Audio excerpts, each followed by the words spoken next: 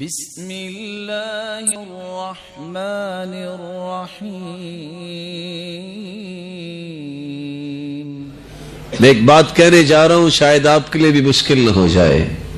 کبھی آپ نے بھی کسی سے پوچھا ہو یہ ہم 3 دن سے 7 دن سے 10 دن سے 40 دن کا جو سوگ مناتے ہیں، دنیا کی جتنی کتابیں حدیثوں کی ہے، کبھی آپ نے کوئی حدیث پڑھی ہے؟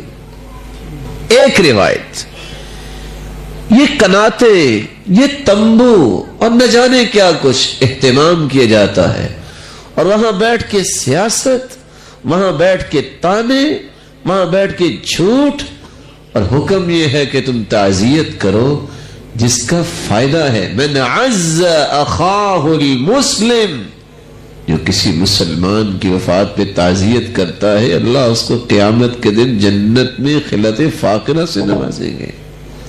اور تعزیت کیا ہے؟ اعظم اللہ اجرک واحسن عزاءک وغفر لمیتک۔ تعزیت کیا ہے؟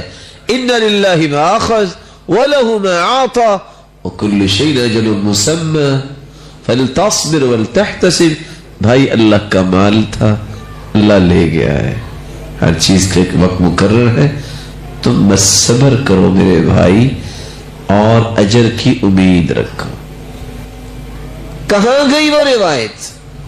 كنا نعد الاجتماع في اهل الميت وصنع الطعام من النياحة۔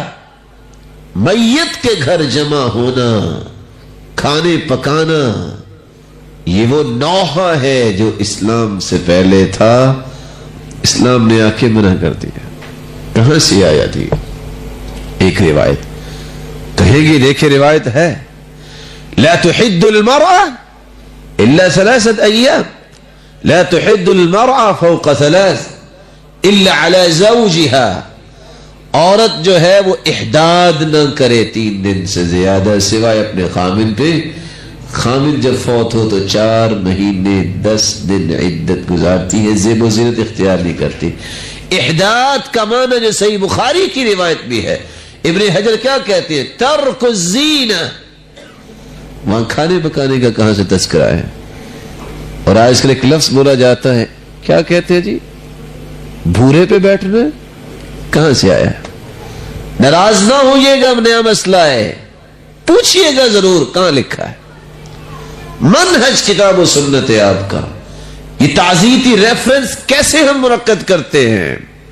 نہا رسول اللہ صلی اللہ علیہ وسلم عن المراسی، مرثیہ خانی سے اللہ کے رسول نے منع کیا۔ کہاں سے ہم دین لے آئے؟